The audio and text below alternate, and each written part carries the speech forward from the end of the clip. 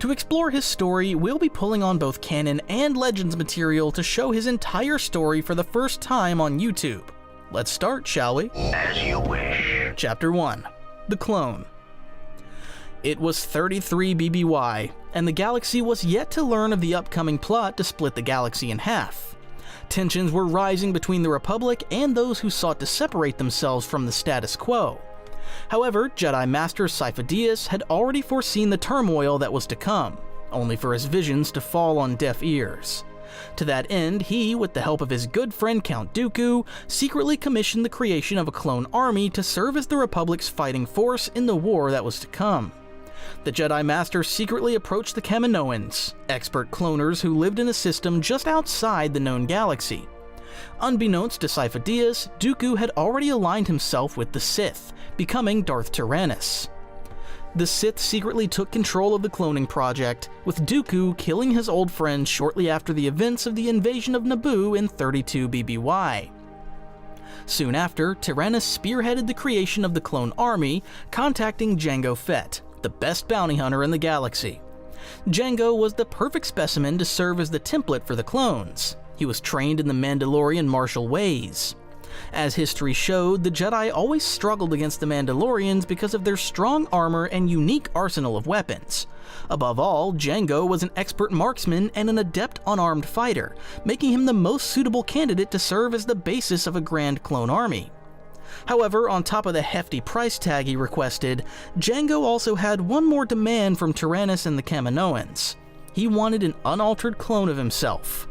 All the other clones, though carrying most of Jango's traits and talents, were supposed to be altered in the sense that their aging was accelerated and they were bred to be more obedient. However, the clone Jango requested did not have the same genetic modifications. In short, it was meant to be a perfect replica of himself. The Kaminoans agreed, creating a clone they called Alpha. Soon after, Alpha became known as Boba, who recognized Jango as his father despite understanding the circumstances behind his creation. Jango, of course, considered Boba not a clone of himself, but his actual son. He was intended to be Jango's heir, meant to undergo the same training that turned the Mandalorian warrior into the greatest bounty hunter of his time. The lightsaber, an elegant weapon for a more civilized age. And while General Grievous may have collected them for less civilized reasons, you've got to admit there's just something about them. If you're anything like me, you've probably imagined what it would be like to hold one yourself. That's actually why I started Stickman Sabers.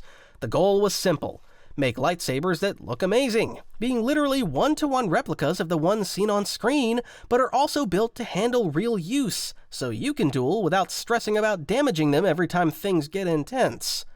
They are all equipped with state-of-the-art pixel technology, giving off an incredibly bright light that will light up the darkest rooms out there and obviously have the iconic hum that just feels right the moment you switch it on. And for a limited time, if you pick one up, you'll also get 2 combat sabers for free. If you've ever thought about starting your own collection, this is a pretty good place to start. Links in the description, and now let's get back to the video. Chapter 2. Training under Jango. For the next 10 years, the young clone lived within the walls of Tipoca City on the rainy world of Kamino, where Jango Fett raised him as a son rather than a mere soldier.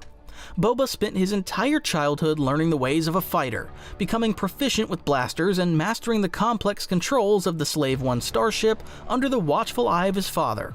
Jango also instilled within him a code of honor, repeating it to Boba frequently as it followed Jango's personal moral code and he considered it honorable. Some of the more important ones include: say no more than necessary, no friends, no enemies, only allies and adversaries, and a favor is an investment. Boba heeded this code and committed to it in every way. Furthermore, Jango had Boba learn a language called Fett Code, which only himself and Boba could understand to help them communicate things no one else should be able to understand.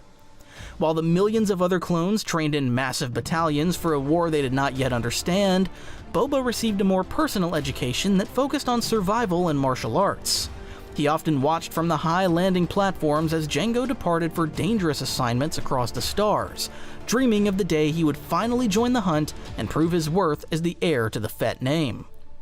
In the year 23 BBY, Jango decided it was time for his son to experience the reality of their profession, bringing him along on a mission to Ord Mantell to capture a runaway Twi'lek woman. They were joined by a small and untrustworthy crew of hired hands, including the bounty hunters Tyver and Rin. Though Boba questioned why his father sent such unremarkable companions for a simple task. Jango explained that the crew represented the unknown factor in any job, serving as a living lesson for the boy to observe and understand how variables could change a situation. After a brief pursuit at a crowded cantina, Jango successfully intercepted the target when she nearly fell from a high balcony, proving his superior skill and reflexes to the boy who watched every move with intense focus. The lesson took a dark turn during the return to their ship when Tyver and Rin betrayed the Fetts, taking Boba hostage in an attempt to seize the bounty and the Slave One for themselves. Jango remained calm, even when the traitors threatened to kill the boy, as he knew his son was far from helpless and that desperate people often made fatal mistakes in their greed. Boba seized the opportunity to strike, using his skills to overpower his captors and eliminate the traitors. By the time they boarded their starship to deliver the girl to her father, Jango expressed his pride in how Boba had handled the crisis, seeing the clear signs that the boy was well on his way to securing a legendary and fearsome place in the history of the galaxy. Chapter 3: The Clone Wars Erupt. The year was 22 BBY, and the bounty hunter Jango Fett accepted a mission to assassinate Senator Padme Amidala at the behest of the Confederacy of Independent Systems. Jango and his associate Zam Wesell failed in their attempt, which led Jedi Knight Obi-Wan Kenobi to follow a lethal saber dart to the ocean world of Kamino. After discovering the existence of the clone army, Kenobi met with Jango and his young son Boba in their private quarters. The Jedi grew suspicious of the Mandalorian warrior, and Jango realized that his cover was blown, so he immediately ordered Boba to pack their gear for a sudden escape. While they were loading the Slave One, Kenobi confronted Jango on the landing platform, and a brutal struggle commenced under heavy rain. Boba assisted his father by firing the ship's blaster cannons at the Jedi, and he watched as the two combatants tumbled toward the edge of the platform. Kenobi was nearly pulled into the raging sea by a snare wire, but Jango severed the line and retreated to the cockpit of his starship. Although the Fetts managed to lift off and flee the planet, Kenobi successfully attached a tracking beacon to the hull of the vessel just before it reached orbit. Jango and Boba navigated toward the planet Geonosis, but they were soon intercepted by Kenobi in the dense asteroid field surrounding the world. A fierce space battle followed, and Jango utilized powerful seismic charges to destroy the debris and eliminate the persistent Jedi. Kenobi managed to trick the bounty hunters by ejecting debris that mimicked a ship's explosion, and the Fetts believed their enemy was finally dead. They descended to the surface of Geonosis to meet with the Separatist leadership, and they remained completely unaware that the Jedi had survived to track them to their secret meeting. Soon after their space encounters with Kenobi, the Fetts arrived on the world of Geonosis, where the leaders of the Separatists met. However, Obi-Wan had infiltrated the planet, unbeknownst to the Fetts. The Jedi was soon held captive as Anakin Skywalker and Senator Padme Amidala attempted a rescue mission. However, the duo failed as well and were quickly apprehended by the Geonosian forces. Boba stood beside his father in the stands of the execution arena, watching as the three prisoners faced deadly beasts. The spectacle was interrupted when Jedi Master Mace Windu led a strike team into the arena, holding his blade to the throat of Jango Fett while telling Count Dooku he was under arrest. Not too long after, droids flooded the sand. Meanwhile, Jango used his Mandalorian weapons to escape Windu. He descended into the arena to engage the Jedi. During the chaos, his jetpack was damaged and rendered useless by one of the beasts, leaving the bounty hunter stranded on the ground. Mace Windu saw the vulnerable Mandalorian bounty hunter and seized the moment. In a matter of a few seconds, he deflected Jango's blaster bolts before decapitating the Mandalorian. Boba watched his father die, later entering the empty arena to hold the helmet against his forehead while swearing revenge. His life had just taken a drastic turn. He eventually got off Geonosis through unknown circumstances and disappeared into the galaxy as the Clone Wars erupted. Chapter 4: The Quest for Vengeance. After burying his father, Boba Fett was left with nothing but Jango's Mandalorian armor and a book that instructed him what to do in the event of his death. The young boy on board Slave 1 tried to return to Kamino, only to realize that he had no home to return to, as the Kaminoans were now allied with the Republic. Aura Singh, a bounty hunter familiar with Jango, captured the boy and gave him to Count Dooku on Raxus Prime, in exchange for Slave 1. However, Boba escaped the Sith Lord when the Republic attacked and gave him a window to flee.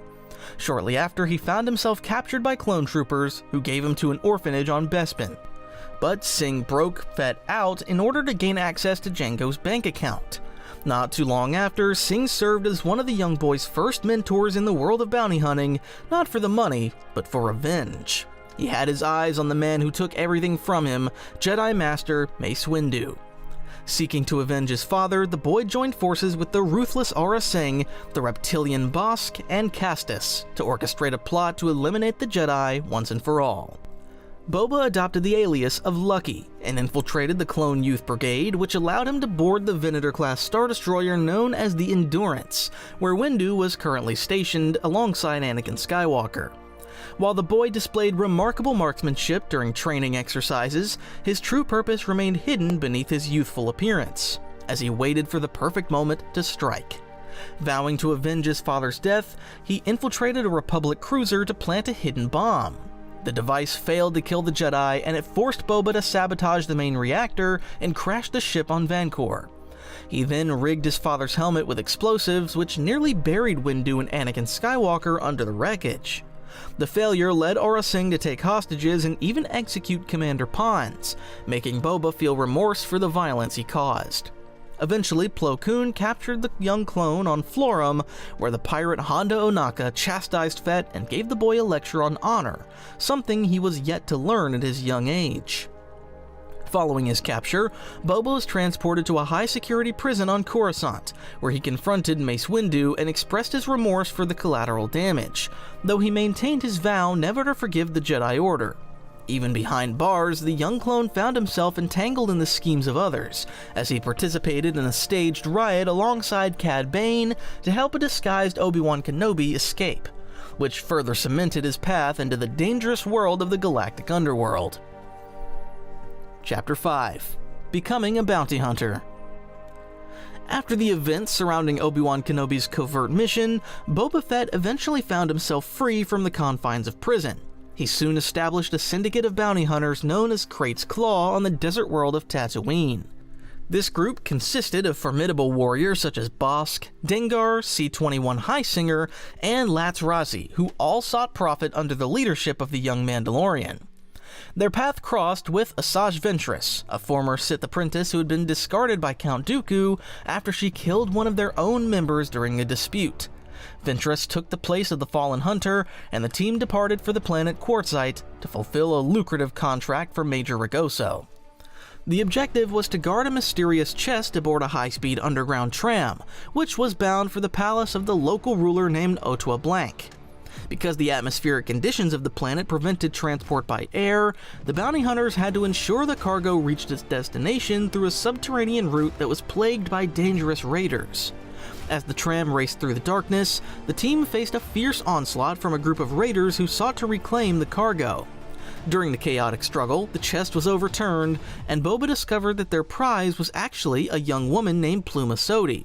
She had been abducted to serve as a bride for the ruler, and the raiders were led by her brother, who was desperate to rescue her.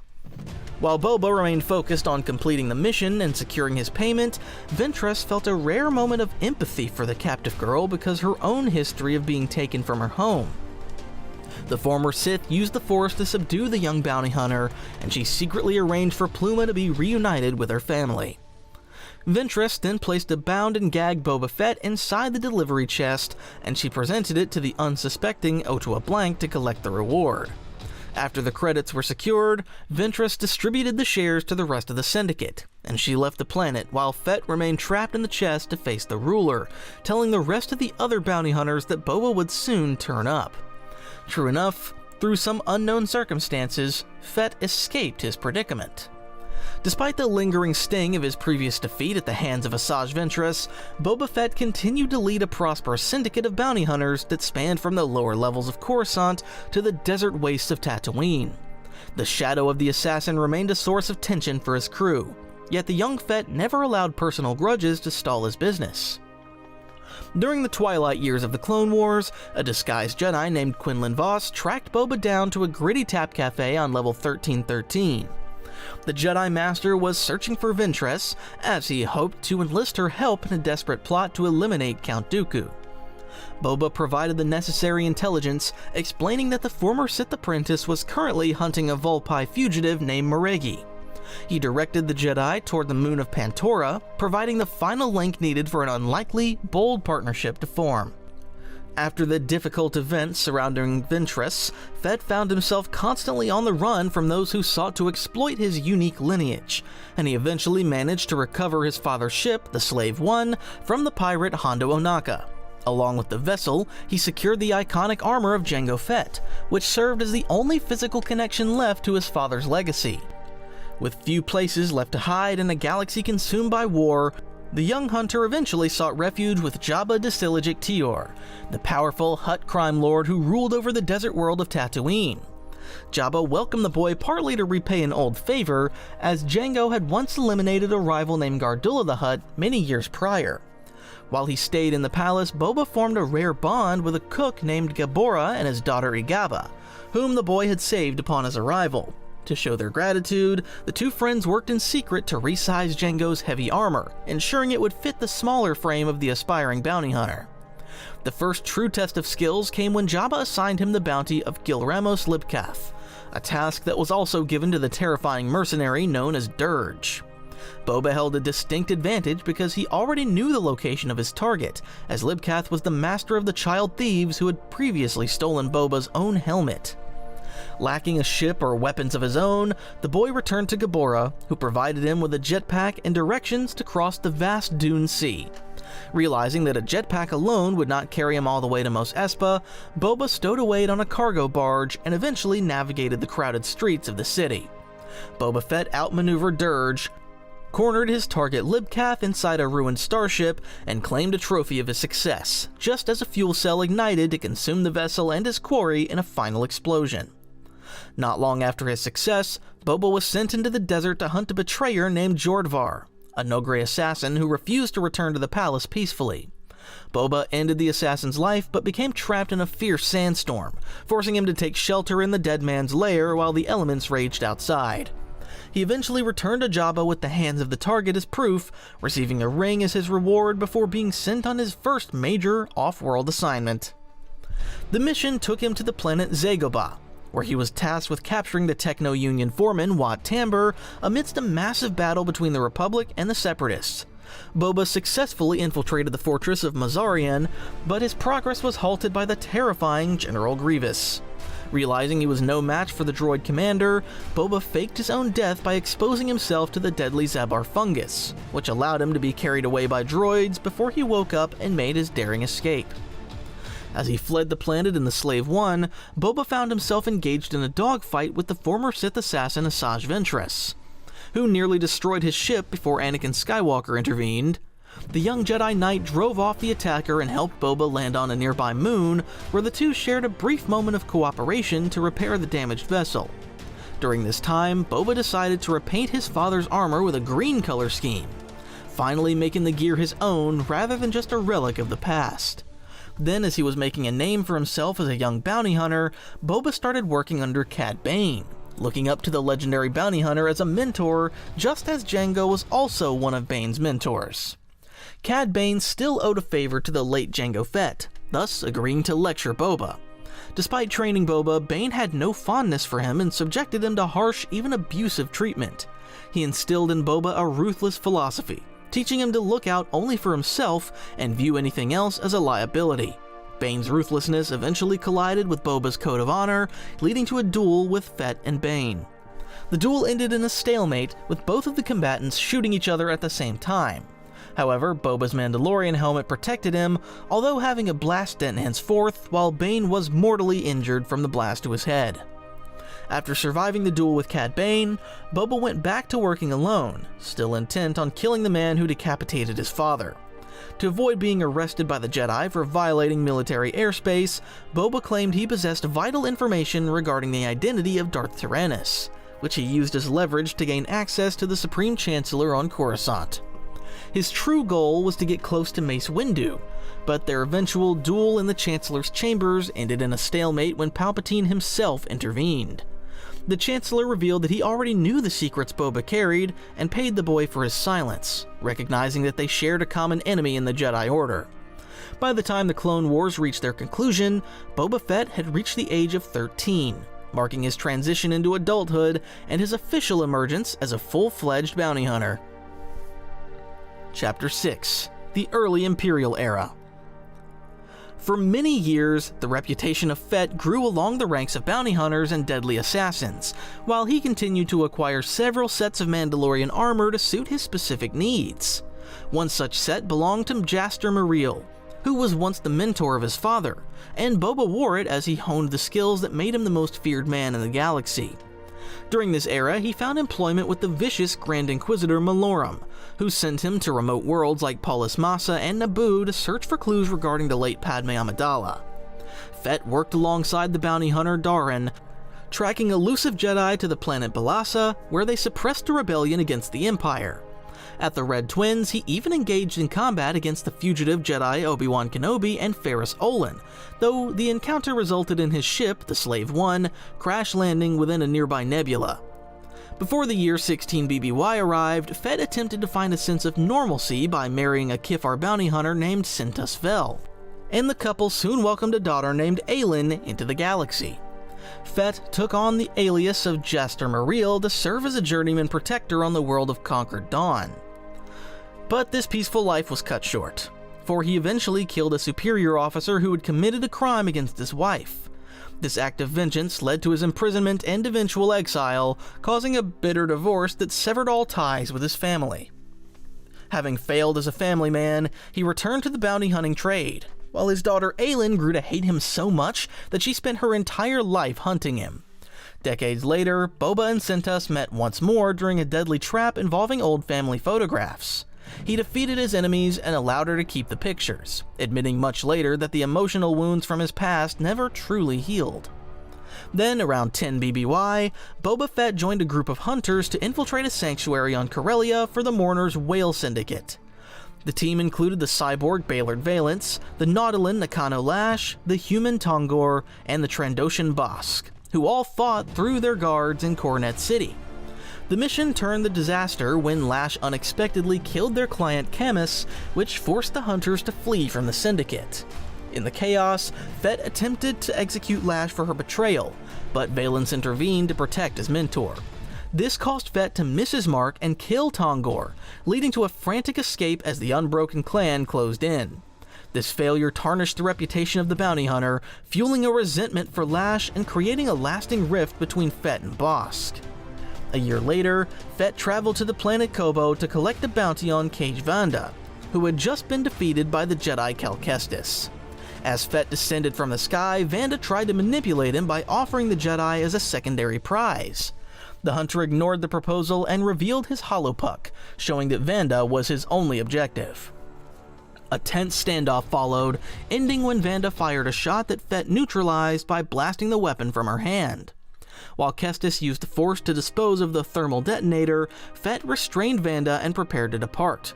The hunter warned the Jedi to stay back, making it clear that his history with the Order left him with no sympathy for their kind.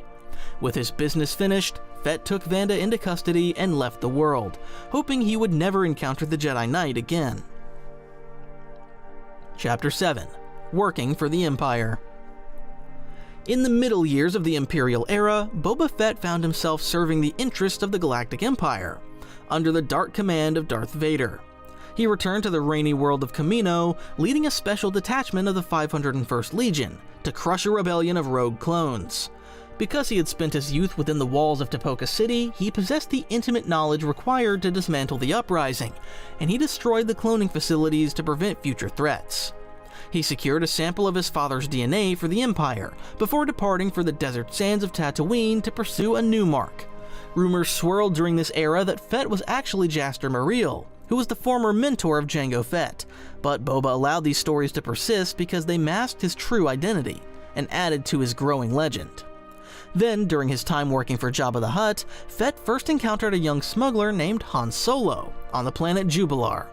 At that time, Solo was still a young smuggler working for the scum of the galaxy, most often Jabba, to make ends meet. He was raw, but had already shown the brashness and boldness he became quite known for throughout his career. Boba Fett, however, had no beef with Solo at that time, even as he had already marked the young smuggler as a potential rival in the future. There were only a few missions and bounties to go around, and Fett had no need for competition among his professional co-workers, even as Solo had proven himself to be quite talented. True enough, Solo had indeed become troublesome for Fett and his employees. Han had incurred the wrath of the Basadi Hutts, a clan known for enslaving people. Solo led an anti-slavery raid on the Basadi clan, shutting down their operation. However, the Basadi Hutts decided to hire the best bounty hunter in the galaxy to avenge their downfall on their slavery business. Boba Fett was brought in to take the smuggler in. He successfully captured Solo, only to be ambushed by Lando Calrissian, who used a specialized toxin to disable the bounty hunter. This toxin forced Fett to abandon his prize and flee. This event fueled a lifelong vendetta, leading to numerous failed attempts to apprehend Solo in the years that followed. Even when Jabba paid Fett to keep the smuggler alive, the hunter secretly intended to finish the job and return the credits later. Chapter 8: The First Duel with Darth Vader. Years later, Darth Vader, the right hand of the Emperor and the most feared enforcer in the Empire, needed a bounty hunter for a covert mission. Thus, he hired Boba to locate an Imperial traitor named Abul Karda. Vader emphasized the extreme importance of a mysterious box that the man carried. Although Vader explicitly ordered the bounty hunter not to look inside the container, Fett could not resist the urge to uncover its secrets, and he soon contemplated keeping the prize for himself. During his journey, Fett discovered that a group of Imperial criminals were following him, prompting him to dispatch them before continuing his pursuit. He eventually tracked Karda to the desolate world of Merrick's Minor, where the man sought refuge among the ancient order of pessimists. Fett completed his task by killing Karda, but he soon realized that the Dark Lord of the Sith had followed him to the planet to ensure the delivery of the precious cargo as Vader reacted to Boba killing the Imperial criminals which were working for him. But Boba was not about to hand the prized box so easily, for he learned how valuable the cargo was. The bounty hunter discovered that the box contained the living head of Celestrine, an Ikari queen and sorceress with precognitive powers. Fett was tempted to keep the head, not for Celestrine's powers, but because he believed he could fetch a higher price for this prized box. As Vader demanded the box, a fierce battle erupted between the two titans. They traded blows as they fought for control over the small casket. Fett struggled to bypass the impenetrable defense of the Sith Lord, and he was gradually forced toward the edge of a cliff that overlooked a pit of molten lava. Vader attempted to use his mental influence to break the will of the bounty hunter, but Fett resisted the intrusion through sheer determination and threw himself into the abyss to avoid capture. Believing the hunter was dead and the prize lost, Vader peered over the ledge only to be met by a blaster bolt directly to the forehead. The impact knocked the Dark Lord onto his back, and Fett used his jetpack to return to solid ground while declaring himself the winner of their duel. Vader rose, his helmet having protected him from the fatal shot, and he praised the hunter before pinning him to the earth with the power of the Force. Fett found his limbs immobilized and his weapons useless, but he managed to kick the box over the cliff as a final act of defiance. Horrified by the potential loss, Vader released his grip on Fett to catch the casket with his telepathic powers before it hit the lava. While the Sith was occupied, Fett considered shooting the Dark Lord, but he realized that killing Vader would bring the full weight of the Empire down upon him. He chose to flee the scene in Vader's own land speeder, leaving the Sith behind with his prize as he departed the planet forever. Chapter 9: The Early Galactic Civil War. By the time of the Galactic Civil War, in which the Rebel Alliance had already declared their resistance against the Empire, Boba Fett had become the greatest bounty hunter in the galaxy, often serving as the most trusted mercenary working under Jabba the Hutt. During the trade wars, Jabba considered sending Fett to Megiddo to capture a valuable codebreaker, but he ultimately chose the Rodian Greedo for the task instead. Greedo failed his mission, and Fett stood by as Jabba nearly fed the incompetent Rodian to his Rancor, a fate only avoided when the Ithorian Doc Ondar purchased a lightsaber from the hunter. Fett eventually traveled to Coruscant, where he encountered a trio of rebel spies and used a powerful weapon accelerator to disintegrate them completely. Despite his previous encounter with Darth Vader, Fett and the Dark Lord met in a professional manner. However, the destruction of the rebel spies greatly displeased Vader, who refused to pay the bounty because no physical remains were left to prove the kills, which would have been a significant payday for the hunter. As the Battle of Yavin approached, Fett remained on Tatooine to hunt for 2 droids sought by the Empire, sensing a profitable opportunity. He tracked their path from a destroyed Jawa sandcrawler to a burning moisture farm, where he deduced that a 3rd inhabitant had escaped with the droids after Imperial stormtroopers slaughtered the others. Soon after, Fett was present in Mos Eisley when Jabba confronted the smuggler Han Solo regarding a lost shipment and an unpaid debt. While Solo promised to pay his way out of trouble, Fett watched the exchange with silent contempt, viewing the pilot as one of the greatest failures in the galaxy. When Solo joined the rebellion and neglected his debt, Fett committed himself to tracking the smuggler down to claim the lucrative price on his head, and his unrelenting nature would ensure his success. A year before the destruction of the first Death Star, Grand Moff Tarkin hired Boba Fett to capture Han Solo, who was a former Imperial officer turned smuggler. The Empire had realized Solo could be troublesome for them, just like all the other Imperial defectors. To that end, Fett tracked his mark on Tatooine, where he prepared a stasis trap. But Darth Vader soon arrived to seize the pilot himself. Fett knew it was Tarkin who hired him for the job, not Vader. Relinquishing Solo to the Sith Lord would mean a payday lost. Meanwhile, Vader also was not about to pay the bounty hunter for a job he didn't hire him to do. As such, the bounty hunter refused to yield his prize, engaging the Sith Lord in a surprising duel with a lightsaber. He used his training experience to hold his own against the Dark Lord, impressing Darth Vader himself as he had faced numerous lightsaber masters in the past.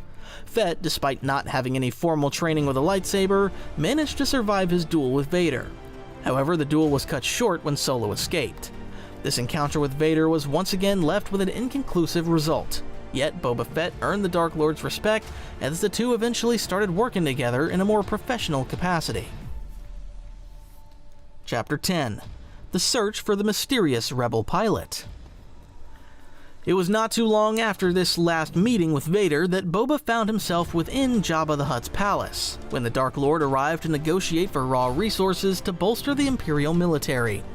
Vader demanded 2 elite bounty hunters, leading Jabba to offer Boba and the formidable Wookiee Chrysanthemum.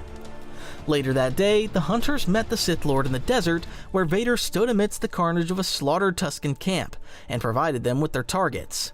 While Chrysanthemum was tasked with capturing an Imperial agent, Boba was ordered to track down a rebel pilot linked to Obi-Wan Kenobi and a vessel known as the Millennium Falcon. Fett accepted the commission, promising that the will of the Dark Lord would be done before he departed to begin his search across the sands. Boba began his investigation in Mos Eisley, suspecting the smuggler Han Solo frequented the area, and he soon encountered a group of Rhodians who spoke of Kenobi as a crazy old wizard. When they questioned his motives, Boba declared that Kenobi was already dead, and he executed the group after they failed to provide information regarding the pilot. His path of violence continued as he slaughtered a tribe of Jawas and a family of moisture farmers, leaving no survivors in his wake as he moved toward the infamous cantina. Inside the den of scum, Boba demanded the name of the boy who had accompanied the Jedi, but his authority was challenged by a massive 6-armed alien who mocked the hunter. Fett quickly dismantled the creature by severing its limbs, effectively silencing the room and terrifying the patrons into submission. The bartender insisted that no one knew the boy's identity, yet Boba noticed the young moisture farmer attempting to flee the premises. With a swift flick of his wrist, Boba ensnared the fleeing teenager with a fiber cord whip, and dragged him back for a brutal interrogation. The terrified boy eventually succumbed to the pressure and revealed everything he knew about the youth's history, finally uttering the name Luke Skywalker. Recognizing the weight of this revelation, Boba allowed the boy a moment of false hope by releasing him from his bonds, only to shoot him in the chest a second later. With the name in his possession, the bounty hunter prepared to deliver the information to his employer, knowing he had finally found the prize that the Dark Lord sought. Boba Fett exited the cantina, boarded his ship, and arrived at the home of Ben Kenobi within the Jundland Waste to await his target. A group of Tusken Raiders was busy looting the dwelling when Luke Skywalker and his droid arrived, and the young boy quickly chased the Raiders away with his glowing blade. Boba waited for them to enter the hut before he threw a flash grenade, which blinded the boy and disabled the astromech. The bounty hunter struck the boy with his carbine and demanded his surrender, yet the blinded youth fought back with a ferocity that caught Fett by surprise. Skywalker relied on the sounds of the Mandalorian armor to guide his strikes, while Boba used his fiber cord and gauntlet blades to draw blood from his opponent. The boy insisted that a Jedi did not need eyes to fight, even though Boba reminded him that he was no Jedi yet. As they grappled and Boba pressed the lightsaber toward the face of the boy, a box marked for Luke suddenly flew across the room and struck the hunter in the head.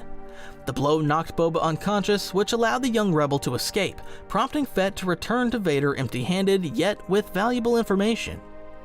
Boba traveled aboard Slave One to meet Lord Vader on a Star Destroyer, where he reported that the target had escaped through luck. Vader felt disappointment, and he asked if any valuable information had been obtained during the hunt. Boba revealed that he learned the name of the boy, who was called Skywalker. Vader stood in silence while the bounty hunter departed. Unbeknownst to Boba Fett, he had just revealed to Vader that the Dark Lord had a son. Darth Vader accepted the knowledge as the truth, declaring that Luke Skywalker would eventually be his as the bounty hunter unknowingly altered the course of the galaxy. Chapter 11. Destroying the Bounty Hunters Guild. The shadow of the Empire loomed over the galaxy, and Boba Fett remained a figure who refused to join the Bounty Hunters Guild. He viewed the organization with contempt, believing their collective needs were a sign of weakness that held back the truly elite. This reputation made him the perfect instrument for Kudar Mubat, who was a strange assembler that commissioned Fett to infiltrate the guild and tear it down from the inside. After proving his superiority by beating his rivals, Bossk and Zuckuss, to a lucrative quarry, Boba accepted the job and traveled to the guild station under the pretense of seeking membership. While the elderly guild leader, Kradosk, welcomed the legendary hunter, the younger generation of trackers felt a deep resentment toward the newcomer. Once he was established within the ranks, Boba assembled a specialized team that included his cybernetic associate, Darhan, to hunt the Lynessi fugitive known as Opnar Dinid. The trail led them to the world of Circumtor, where Dinid sought protection from the massive shell huts, but the mission quickly spiraled into chaotic vengeance. A shell hut killed the target in a fit of rage, and Darhan was lost in the ensuing carnage. Despite the failure to capture the bounty alive, the fallout served the secret purpose of Fett perfectly. Bossk seized the opportunity to murder his own father, Kradosk, which shattered the guild into two warring factions of old and young hunters. Boba had successfully engineered the destruction of the organization, fulfilling the primary goal of his mysterious employer. Even after the guild lay in ruins, Boba found himself forced into a temporary alliance with Bossk to capture Turin Vasant, who was a renegade Imperial stormtrooper carrying secret codes. They attempted to lure the traitor into a trap by pretending that Bossk had killed both Fett and Zuckuss, but the renegade was far more cunning than they anticipated. When the hunters finally closed in on their target, Vasant triggered an earthquake device that left both Boba and Bossk severely injured among the rubble. In the aftermath of the struggle, Bossk attempted to take on Boba for the loss of the guild, yet Fett was ready for the betrayal.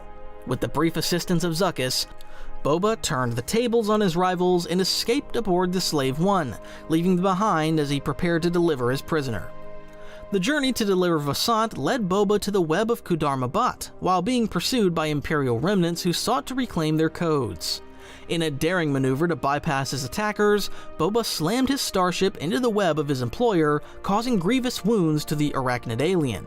It was here that the true architect of the plot was revealed to be Prince Xizor, who was the powerful leader of the Black Sun crime syndicate that had funded the destruction of the guild.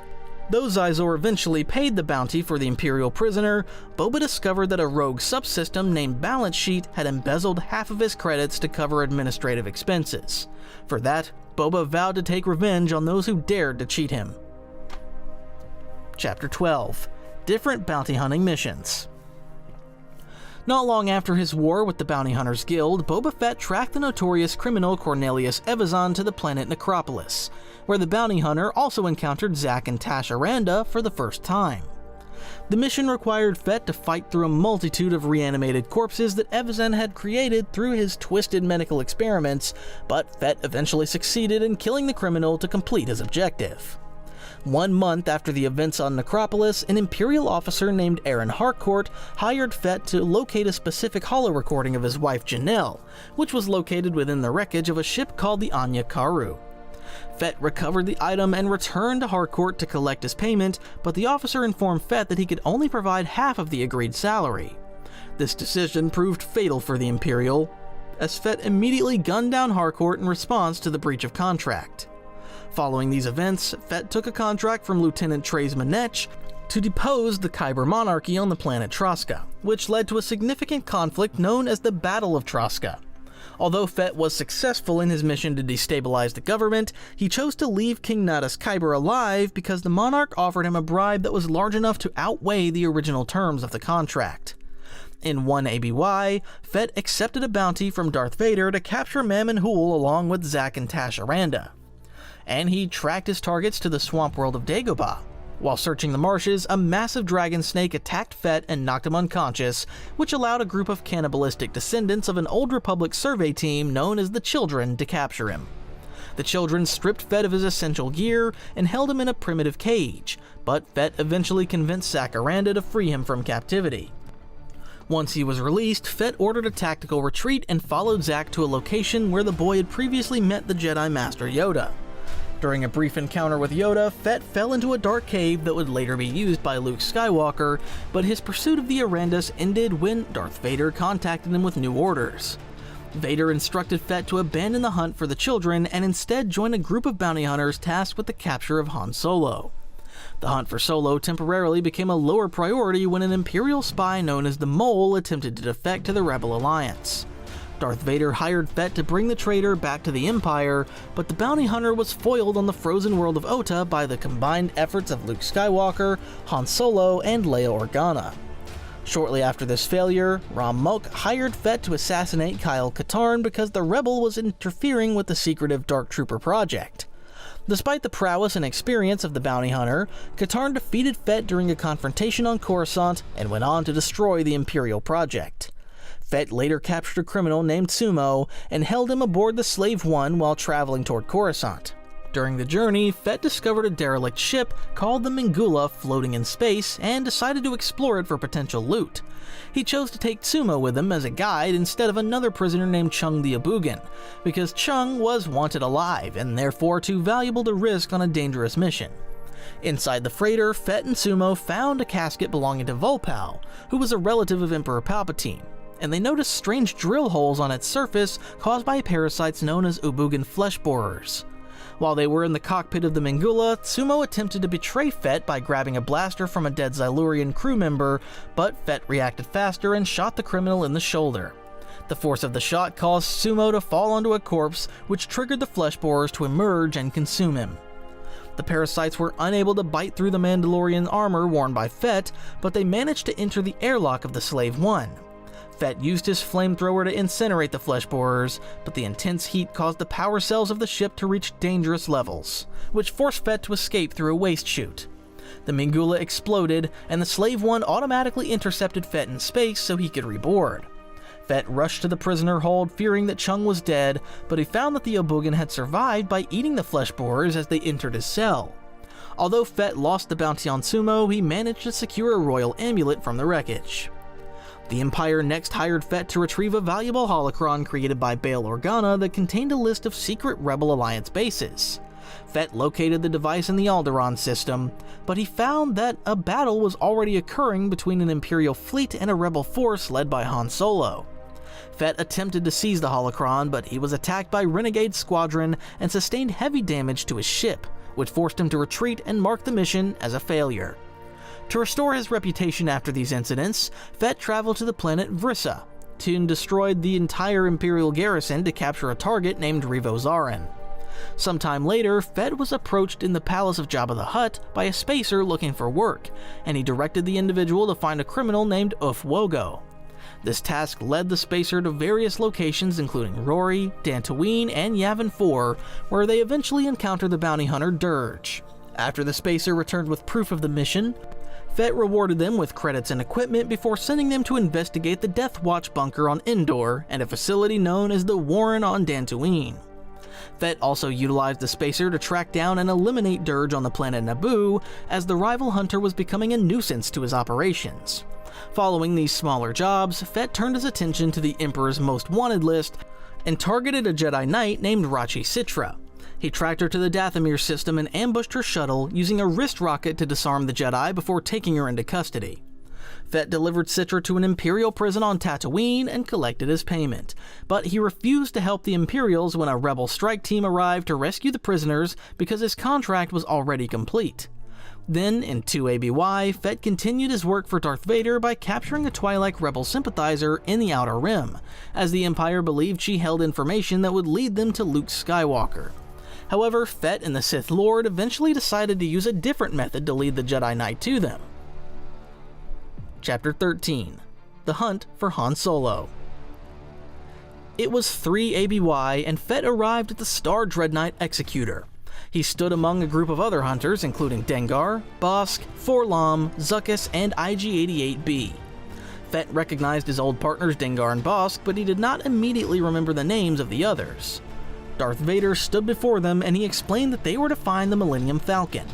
The Sith Lord wanted the crew captured alive because they were to serve as bait for Luke Skywalker.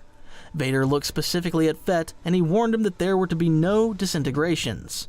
Fett accepted the terms and he prepared to find Han Solo.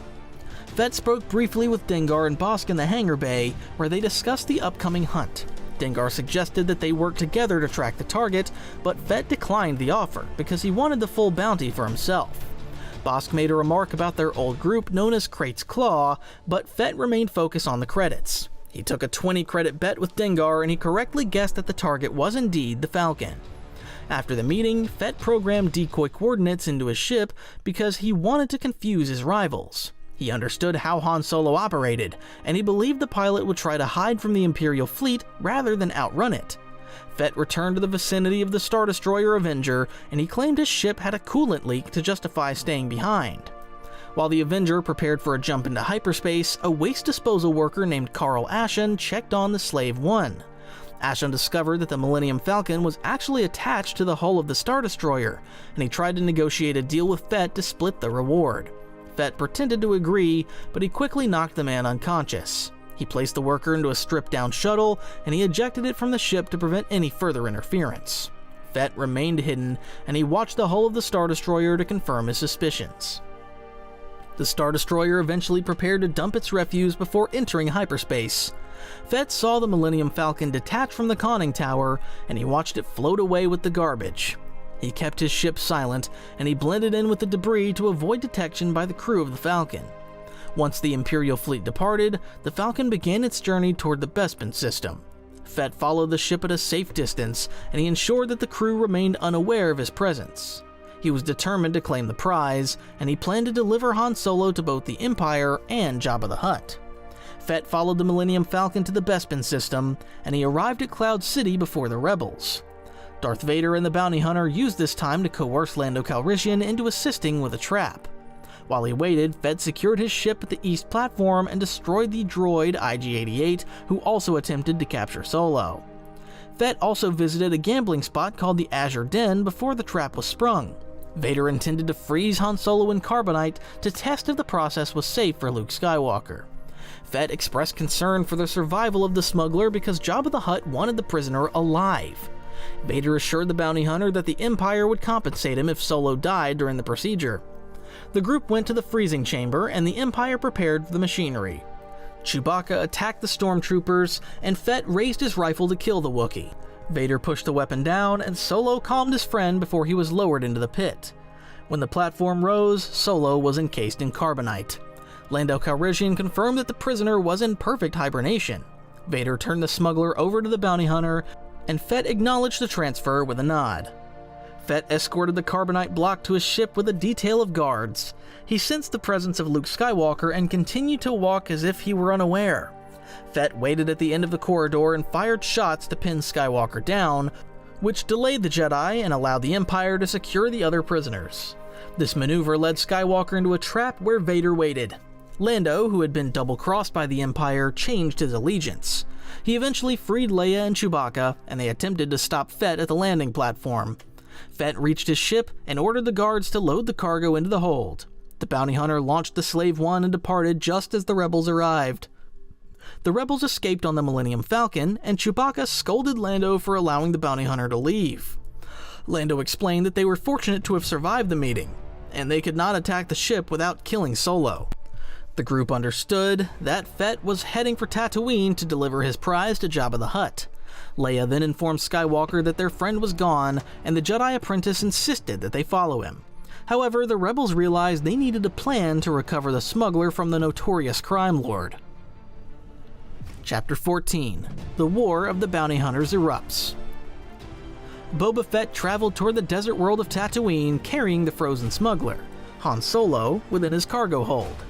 During the transit, Fett contacted the Major Domo Bib Fortuna, confirming that the prize was alive and that the payment should be ready upon arrival. An alarm soon emanated from the carbonite block, revealing that the freezing process was failing as strange stains spread across the surface of the slab. Fett ended his transmission and diverted his course to the moon of Nar Shaddaa, seeking the assistance of an old associate known as Doc Raygon. The technician explained that the carbonite matrix was dangerously unstable, but he lacked the funds to pay for the necessary repairs immediately. Raygon proposed a bargain, demanding that the bounty hunter kill a prominent arena champion named Werman Lichter, in exchange for his services, as the doctor held a grudge against her for killing a fighter he had wagered on previously. Fett feared the Kanji Hutts, so he painted his armor black. He entered the arena as the Beskar brawler, defeating several foes. During the final match, Fett fought Lichter inside a web. After the champion stripped him of his jetpack, Fett detonated the device, and the falling stones crushed her. Fett attempted to collect his earnings from the arena staff, but he was confronted by members of the Kanji Syndicate who demanded he continue fighting to recoup their gambling losses. He refused their demands and fought his way back to the laboratory of Doc Raygon, only to find the technician murdered and the carbonite block missing. Bib Fortuna contacted the hunter once more, expressing the growing impatience of the crime lord Jabba the Hutt regarding the delivery of the smuggler. Fett assured the Twi'lek that the delivery would proceed, although he required more time to recover the stolen cargo. Fett returned to his ship, but a thermal detonator exploded and Zuckuss and the droid Forlom attacked him. They had set a trap for him to take Han's frozen body off of him. He repelled the pair, kicked Zuckuss into an abyss, and decapitated Forlom. After interrogating the head, Fett learned Jabba the Hutt placed a bounty on him, believing he had sold Han Solo. With the knowledge that he was now a hunted man, Fett returned to Tatooine and landed at the palace of Jabba the Hutt. He confronted the Gamorrean guards at the entrance, threatening them with a quick death if they did not step aside for his passage. Bib Fortuna met him at the gate and attempted to mediate the situation, but Fett used his flamethrower to intimidate the Major Domo and demanded an explanation for the bounty. Fortuna explained that the Hutt believed Fett had stolen the smuggler, as word of the disappearance of Solo had reached the court. Fett clarified that the carbonite block had been taken by force, and he demanded to see the crime lord in person. Fortuna informed him that Jabba had already departed for a meeting with the thieves, who had sent an invitation to auction the smuggler to the highest bidder in the Outer Rim. The Major Domo played a holographic recording of a hooded woman who identified herself as a representative of the criminal syndicate Crimson Dawn. She announced that the organization had returned to power and invited the major factions of the galaxy to a celebration on the cold world of Jakara. Han Solo was visible in the background of the message, still frozen and serving as the center of the upcoming auction. Fett realized that his reputation and his payment were at stake, as the most dangerous figures in the galaxy would soon converge on the location. He informed Fortuna that he would repair his damaged vessel and travel to Jakara to reclaim what belonged to him. The bounty hunter left the palace with a renewed focus, prepared to fight through the gathered syndicates to secure his prize and settle his debt with the Hutt. Chapter 15. Delivering Han Solo. Boba Fett arrived on Jakara, where the criminal organization Crimson Dawn held Han Solo aboard the flagship Vermilion. Before entering the fortress, Fett encountered the Trandoshan bounty hunter Bossk, who sought the prize for himself. Bossk ensnared Fett with a rope, but the Mandalorian used his flamethrower to burn the restraints. Fett used his jetpack to gain an advantage, eventually blasting off the legs of the Trandoshan. He left Bossk tied to a rock in the cold, taking a disguise to infiltrate the ship. Once inside, Fett located Dr. Aphra and forced her to assist him with a diversion, threatening to reveal her presence if she refused to cooperate. Lady Kira began the auction from the carbonite slab, drawing the attention of every major criminal faction. Fett returned to his armor, intending to seize Solo before the highest bidder could claim him. He encountered Leia Organa, Lando Calrissian, and Chewbacca, who were also attempting a rescue. A brief skirmish ensued, during which Fett fought the Wookiee with his flamethrower and disarmed the princess. Despite the offer of a reward from the rebellion, Fett remained loyal to his contract and the bounty hunter's code. The auction was interrupted by the arrival of Darth Vader, who demanded the smuggler for the Empire. Jabba initially won the bidding, but the Sith Lord asserted his authority, claiming Solo as his own property. Kira engaged Vader in a duel, providing Fett with an opportunity to strike. He observed the battle, contemplating an attack on the Sith Lord to reclaim his bounty. Fett decided against the assault, recalling how Vader had easily deflected blaster fire on Cloud City. Vader took possession of the carbonite slab, using the captive smuggler to lure Luke Skywalker into a confrontation. After Skywalker refused the summons, Vader ordered his subordinates to transport Solo to his Star Destroyer. Fett watched as the Empire took the prize, subsequently leaving the flagship to pursue the Imperial forces and recover his bounty. Boba Fett watched as stormtroopers moved Han Solo toward the shuttle of Darth Vader. Dengar arrived and aimed a rifle at the heart of Fett, who expressed his fatigue with being bothered by lesser hunters. Baylor Valance joined the fight, but Fett used a rocket to strand Dengar on a floating iceberg. Valance held a blaster to the head of Fett as the shuttle departed Jakara with the frozen smuggler. Fett proposed a temporary alliance to recover Solo, and Valance reluctantly agreed despite their history of conflict. They boarded the Slave One and headed toward the Imperial fleet. Fett used a seismic charge at low power to disable the Millennium Falcon when it tried to intervene. A massive fleet of ships belonging to the Hutts arrived and began an attack on the Imperial forces. Fett used a ruse to board the Executor, where Valance led him through the corridors. They encountered a security droid, but Valance destroyed it quickly. Fett then betrayed Valance by using a thermal detonator to leave the cyborg for dead while he went to find Solo.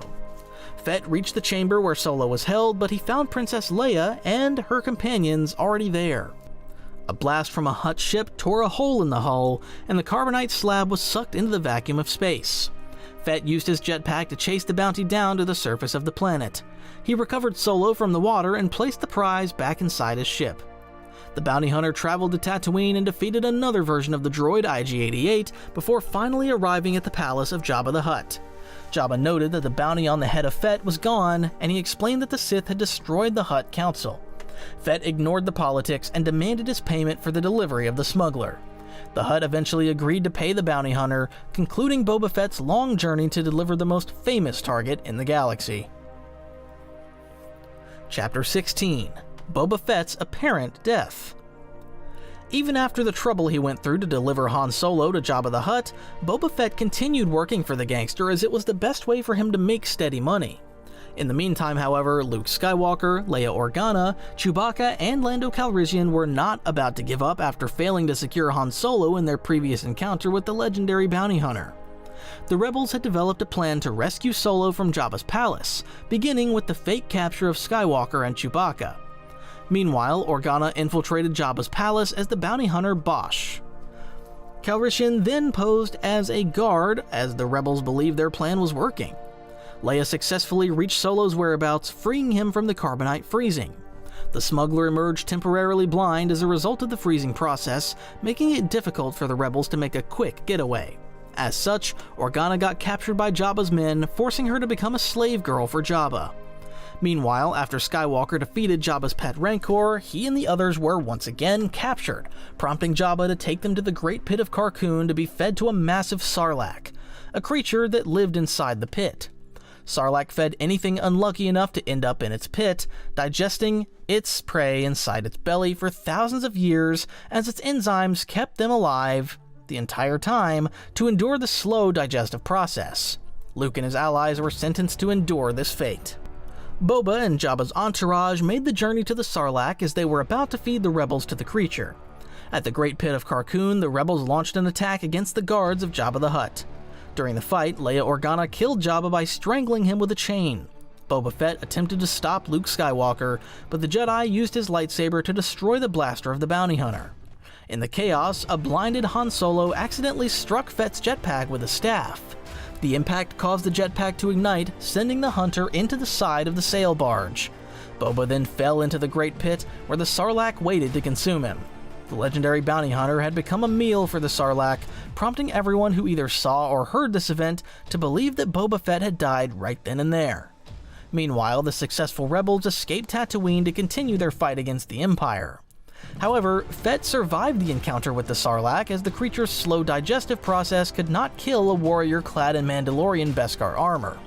Through sheer will and the strength of his armor, Fett fought his way out of the beast belly, using his jetpack to fly away to a safe distance before collapsing due to sheer exhaustion.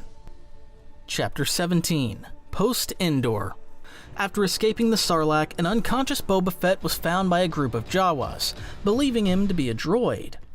The same Jawas had also stolen the droid R2-D2 from a hangar in Mos Eisley. The droid recognized the man, but Han Solo and Leia Organa soon arrived to attack the Sandcrawler to retrieve their property.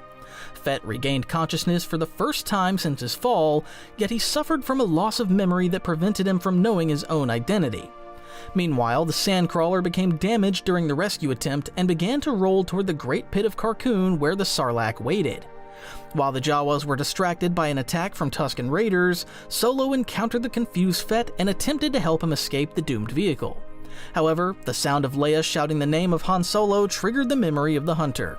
Fett immediately fired his weapon at the pilot, who was forced to leap to safety on the sand. The Sandcrawler crashed into the mouth of the creature with Fett still trapped inside, leading Solo to believe the hunter was dead once again. Inside the belly of the beast, Fett met a being named Susejo who possessed a mental connection to the Sarlacc itself. The hunter used this link to manipulate the creature into contracting its muscles around his jetpack, which allowed him to ignite the device and cause a massive explosion. However, the blast and the stomach acid of the creature left him nearly dead on the surface of the desert. As he lay there in the hot sun, he came to terms with his nearing end. He had lived a successful life. However, fate had other plans when his former associate Dengar showed up. Dengar and Fett had a complicated relationship, dating back to when they first started working together as young bounty hunters. However, things turned even more complicated when Dengar started dating Manaru, an Aruzan who had become Jabba's slave because she was indebted to him. Manaru's freedom was the reason Dengar hunted Boba shortly after the Mandalorian bounty hunter captured Han Solo on Cloud City, but he was unsuccessful at freeing her. Nevertheless, Jabba's death allowed Manaru to escape slavery. She found Dengar in the desert as the two traveled to the Sarlacc pit to see what had become of Jabba and his company. As they were searching the area for valuable wreckage, they discovered Boba's broken body. Dengar at first wanted to end Fett right then and there because of their past differences. However, Manaru convinced him to do otherwise.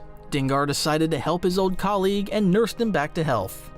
The two hunters subsequently survived a bombing run ordered by Quat of Quat, who was the leader of the shipyards. Their shared experience allowed Fett and Dengar to form a strong bond during this time, and Boba eventually served as the best man during the wedding of Dengar and Manaru. As a duo, the pair engaged in a complex mission involving the Bounty Hunters Guild and the criminal organization known as Black Sun. During this mission, Fett discovered information regarding Prince Zizor and the deaths of the relatives of Luke Skywalker. His investigation led him to track down the industrialist Quat of Quat. During this pursuit, Fett stole the ship known as the Houndstooth from his rival Bosk while leaving his own vessel behind. He traveled to the shipyards where Quat had rigged the entire facility with explosives. Fett entered the construction zone and located the industrialist who intended to die in the fire. After asking several questions about a previous attack on the palace of Jabba the Hutt, Fett forced Quat to leave the ship before it was destroyed. The hunter managed to save the shipyards from total destruction, even as Quat perished in the chaos. Around this time, the news of the victory of the Rebel Alliance at the Battle of Endor spread across the galaxy. However, Slave One, the original ship of the bounty hunter, fell into the hands of the Alliance for a time, where it remained in an impound lot. Fett used 3 other vessels that shared the same name during the following years of his career, but he eventually recovered his original ship with the help of a former employee named Crystal Boy. Chapter 18. Back to life as a bounty hunter. It was 4 ABY, and it has already been a while since Boba Fett survived the Sarlacc not once, but twice. But the galaxy still believed the bounty hunter was dead. He moved through the shadows of the Outer Rim, and he eventually encountered a droid named 8T88 at a place called Rimmer's Rest. The droid tried to hire him to capture a man named Kyle Katarn, but Fett refused the contract. He believed it was a poor tactical decision to hunt agents of the Alliance while they were victorious in the Galactic Civil War. Fett chose to use a less famous ship called Slave 2, and he only accepted jobs from clients who kept his survival a secret. His anonymity was threatened by a hunter named Jodo Kast, who wore Mandalorian armor to trick people into thinking he was the real Fett. To solve this problem, Boba created 2 fake identities to lure the imposter into a trap. He used the alias of Sava Brek Madak to hire Kast to find a target named Satnik Hekrop, who was actually Fett in disguise. The background of these fake people mirrored the real conflict between Fett and Kast. The 2 men eventually met, and Fett ambushed the man who tried to steal his reputation. He sabotaged Kast's jetpack, and he watched as the equipment overloaded and killed the imposter. 4 years later, Han Solo finally discovered that his old enemy was still alive. Fett worked with Dengar to find Solo on the moon of Nar Shaddaa, but the smuggler managed to escape. Fett followed the Millennium Falcon to the world of Biss, but he crashed his ship against the planetary defense shield. Dengar was angry about the failure, and he swore that he would never work with Fett again. In a later encounter on the moon, Chewbacca managed to pull the helmet off the head of the hunter, and he used the jetpack to knock Fett unconscious against the ceiling. The Wookiee took the helmet as a trophy, and Fett later failed to stop Solo near Nal Hutta when a lightning gun disabled his ship. Then, in 10 ABY, an old man named Sleek Bright Eyes hired Fett to kill 2 Imperial commanders on a ship called the Asgok. The man only offered 100 credits, which was an amount that Fett found insulting. Bright Eyes challenged the honor of the hunter, and he reminded Fett that his name used to command respect before his defeat at the Great Pit of Carkoon. Fett accepted the job because of his appeal to his code, and he eventually delivered the severed heads of the commanders to the old man on the world of Bastille. Fett then took a series of jobs for a Hutt named Gorga. He captured a pirate named Barkuda with the help of a magician named Wim Magwit, and he delivered the body to be eaten at a feast. He also rescued the wife of Gorga from kidnappers, but this led to a long feud with the brother of the pirate, who was named Raikuda. After several violent battles in an abandoned mine, Fett used a wrist rocket to destroy the massive pirate. He finished his business with the Hutts, and he disappeared back into the stars. Then, in 13 ABY, Boba Fett became involved in a plot by the Restored Empire to destroy the Imperial Remnant and the New Republic. The leader of the movement, Enix Devian, hired Fett to find a former royal guardsman named Kirkanos. Fett tracked his target to the planet Minka, where Kanos lived under the name Kenix Kill. While capturing him, Fett encountered a local constable who tried to steal a bounty from Kanos. A fight broke out, and Kanos killed one of the mercenaries working for Fett. Instead of using force, the bounty hunter convinced Kanos to surrender as a guest. Fett paid the constable for his losses and took his prisoner to the headquarters of the movement. The bounty hunter completed his mission, and he received his reward from an officer named Bulger. A year later, Fett traveled to Ord Mantell, where he met a Jedi named Jaden Korr. The Jedi planned to destroy a weapons cache hidden in a ruined city. Fett wanted the weapons for himself and told the Jedi to leave. Korr refused, and he destroyed all 7 stockpiles despite the interference of the bounty hunter. Fett tried to kill the Jedi, but he was overpowered and forced to flee. Chapter 19. Becoming Mandalore. By 19 BBY, it had become apparent that the years of bounty hunting had finally taken a heavy toll on the body of Boba Fett. He suffered from a failing metabolism and a growing cancer, which were both lingering effects of his time spent inside the belly of a sarlacc. Fett had also lost a leg, and the prosthetic limb he used caused him constant pain and irritation. He desired a proper cloned replacement, but the high cost of his medical treatments left him with little money to spare. To fix his situation, Fett took a high-stakes contract to capture a Devaronian criminal known as the Butcher of Montelian Surat. The bounty was worth 5 million credits, which was enough to cover his surgeries. Fett tracked the criminal to the planet Pepel, where he decided to set aside his famous Mandalorian armor and advanced weaponry. He opted for a simple crossbow to bypass the perimeter defenses of his target. Fett waited for the perfect moment to strike, eventually capturing the Devaronian while the man was using a makeshift toilet. Fett then traveled to the planet Deveron to deliver the prisoner to his executioners. After the job was finished, Fett encountered Han Solo on the planet Jubilar, where the 2 men had first met years prior. Following this encounter, Fett intended to retire from his life as a bounty hunter and return to the planet Kamino. He sought out his old acquaintance Tuan Wei to finally receive his new cloned leg. However, the Kaminoan had a different task in mind for the legendary warrior. Tuan Wei wanted Fett to find and eliminate Finn Shisa, who was the last surviving Mandalorian responsible for attacks on Kamino during the Clone Wars. Shisa was a Mandalorian warrior and leader of the Mandalorian Protectors. During the Galactic Civil War, he led the Mandalorians in their resistance against the Empire. Through their efforts, the Mandalorians ousted the Imperials from their homeworld Mandalore, allowing Shisa to rule his people independently once more. Although he had once recognized Boba Fett as a suitable leader when he heard about him decades back. To fulfill his mission, Fett traveled to the planet Shogun to confront his target. There, the two Mandalorians met in a fateful encounter, but the situation took an unexpected turn when Shisa saved Fett's life from a mysterious threat called the Sevets, a mercenary group. During the skirmish, Shisa was mortally wounded, and Fett killed him as an act of mercy to end his suffering.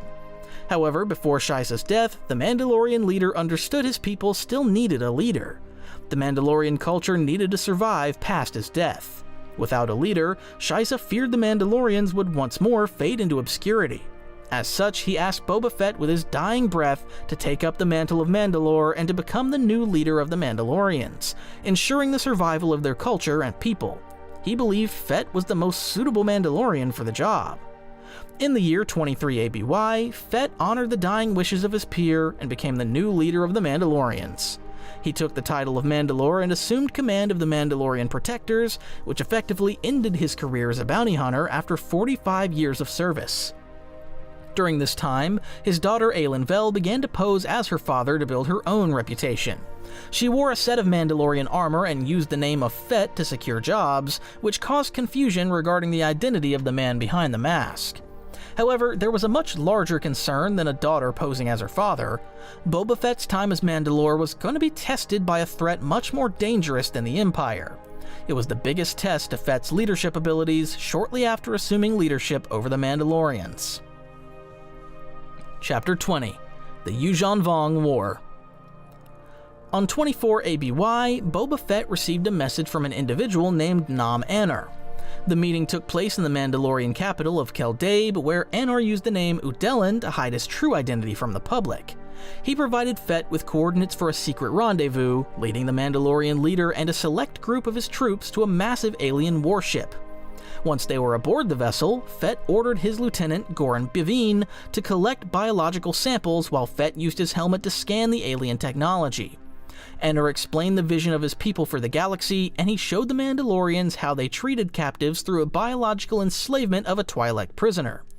The aliens offered to leave the Mandalore sector alone if Fett agreed to serve as their scouts, starting with a mission to secure a landing zone on the planet Burgess.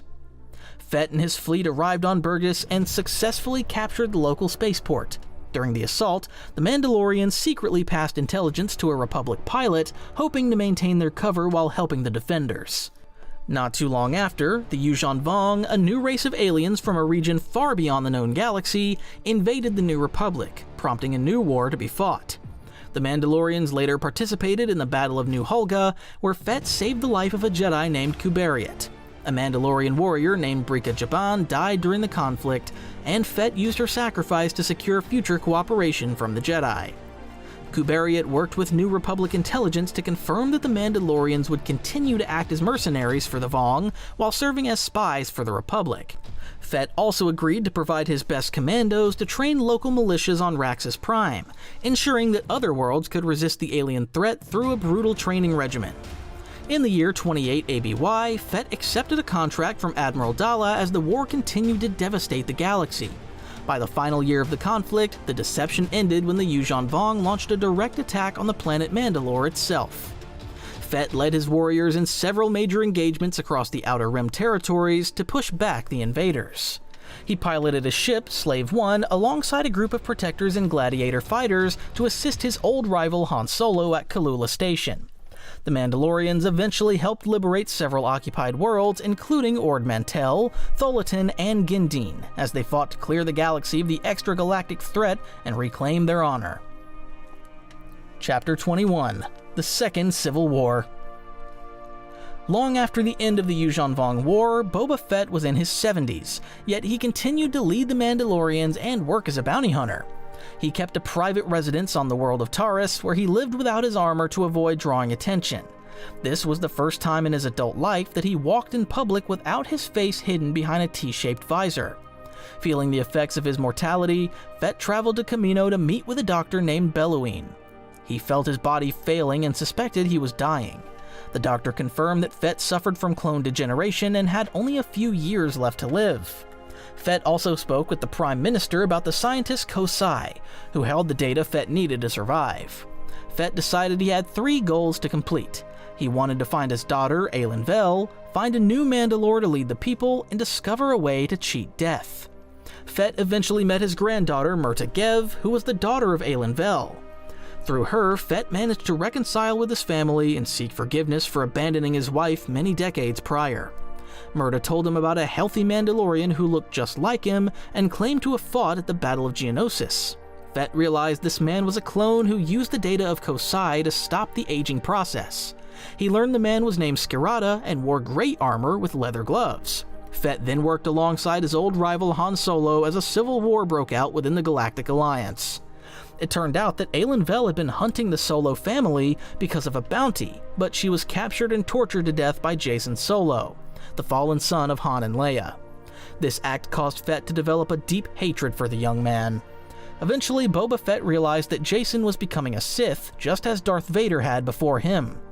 However, he had a more restrictive view regarding the Sith, as he viewed the Jedi and the Sith as the same because Mace Windu had killed his father many years ago. Eventually, Fett located Jang Skirata, the clone he was looking for. While Jang had destroyed the data from Kosai, he arranged for Fett to receive a bone marrow transplant that cured his condition. Soon after receiving this treatment, Fett heard about the death of Mara Jade Skywalker. Despite his history with Han Solo and the Skywalker family, he sent a gift of Mandalorian Beskar armor and crush gaunts to his old rival. He included a note of sympathy, and he had hoped Han would use this gear to kill Jacen Solo. Shortly after, Fett discovered from Mirta that his former wife, Sentus Vel, was still alive and frozen in carbonite on the planet Theta. Fett and Mirta rescued Sentus and brought her back to Mandalore for treatment.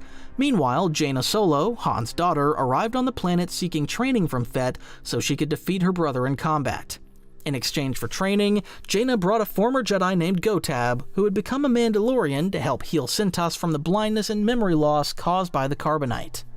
After she was restored, Sentus told Fett she had no hard feelings regarding their past.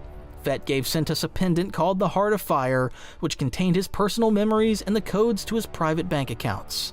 He wanted to ensure she would never have to work as a bounty hunter again. Chapter 22.